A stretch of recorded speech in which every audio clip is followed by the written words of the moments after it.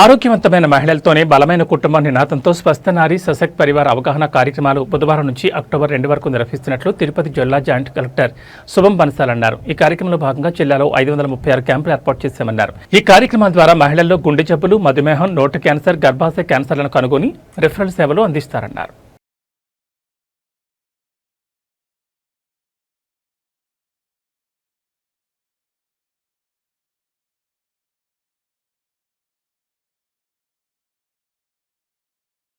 Adolescence girls కి ఎక్కువ మంది రక్తహీనతతో బాధపడుతున్నారు.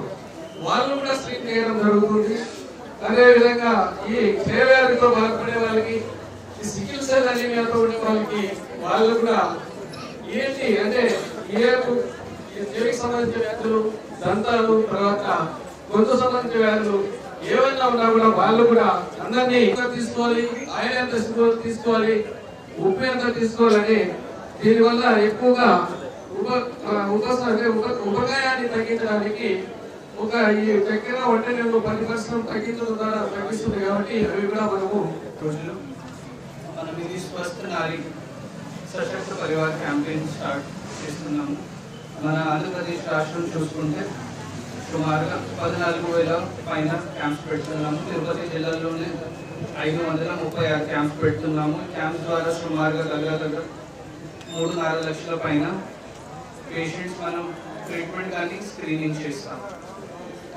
పీడీ గారు చెప్పినట్టుగా, డిఎంహెచ్ఓ గారు చెప్పినట్టుగా ఒక నారీ రోల్ ఏముంటుంది ఫ్యామిలీలో, అది ఎందుకు స్వస్థ ఉండాలి అది ఎక్కువ చెప్పాల్సిన అవసరం లేదు. ఒక తల్లి, అక్క, చెల్లి ఆరోగ్యం బాగానే ఉంటుంది, అప్పుడే నెక్స్ట్ జనరేషన్ కూడా స్ట్రాంగ్గా ఉంటుంది. ఒక ఫ్యామిలీ అయితే సశక్తిగా ఉంటుంది, స్ట్రాంగ్గా ఉంటుంది. ఈ క్యాంప్స్ ద్వారా తిరుపతి జిల్లాలో ఏదో అయితే మనం ట్రీట్మెంట్ చేస్తాం, స్క్రీనింగ్ చేస్తాం, నేను అందరికీ ఆహ్వానం ఇస్తున్నాం. అదేవిధంగా డిపార్ట్మెంట్స్కి కూడా అందరూ డిపార్ట్మెంట్ ఒక కన్వర్జెన్స్ మోడ్లో వెళ్ళాలి, కన్వర్జెన్స్ మోడ్లో చేయాలి.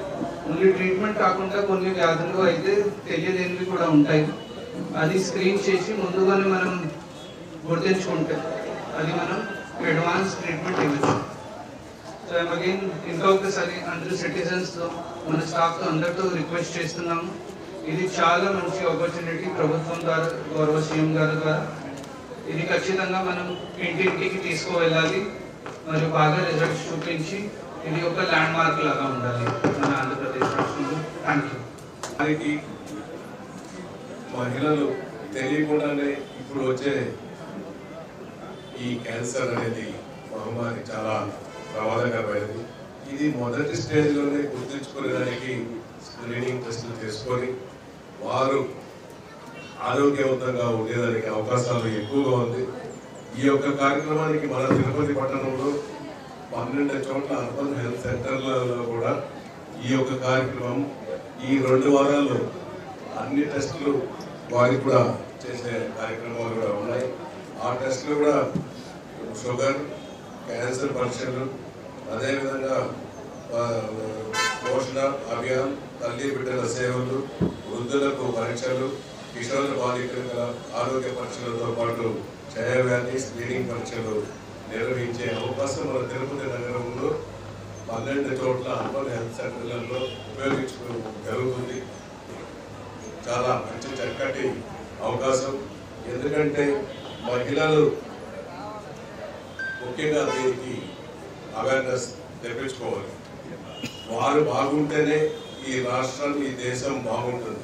ఇందాక మన సోదరులు చెప్పారు, మన భారతదేశంలోనే స్త్రీలకు గౌరవం ఇచ్చిన ప్రధానమంత్రి గారు, మన ముఖ్యమంత్రి నారా చంద్రబాబు నాయుడు గారు, ఉప ముఖ్యమంత్రి కొణిదెల పవన్ కళ్యాణ్ గారు స్త్రీలకు గౌరవం అతి ప్రాధాన్యత ఇస్తున్నారు. ఆ ప్రాధాన్యతను స్త్రీలు గుర్తించుకోవాల్సిన అవసరం ఎంతైనా ఉంది. అన్ని రంగాల్లో కూడా పురుషుల కంటే ఈ రోజుల్లో స్త్రీలు పోరాట పట్టిన ఎక్కువగా ఉంది. చాలా ముందంజలో ఇస్తున్నారు. ఒకప్పుడు ఇంటికే పరిమితమై ఉండేవాడు, ఇప్పుడు ఇంటితో పాటు అన్ని రంగాల్లో కూడా పురుషులతో సమానంగా ఇంకా మెరుగ్గా కూడా ముందుకు వచ్చే అవకాశాలు ఎక్కువగా ఉన్నాయి. ఈరోజు అన్ని సేవా కార్యక్రమాలు, ఎగ్జాంపుల్ హాస్పిటల్స్లో తీసుకుంటే చూస్తున్నాం కదా, ప్రతి ఒక్కరు సేవా కార్యక్రమాలు మహిళలే చేస్తున్నారు. నర్సులు ఎక్కువ శాతం 170-80%, 90% వాళ్ళే మహిళలే ఎక్కువ చేస్తున్నారు. కాబట్టి మహిళలకు ఓపిక ఎక్కువ ఉంటుంది. మీరు ఆరోగ్యపరంగా ఉంటే అందరికీ అలవాటు చేయాల్సిన బాధ్యత మనకు ఎంతైనా ఉంది.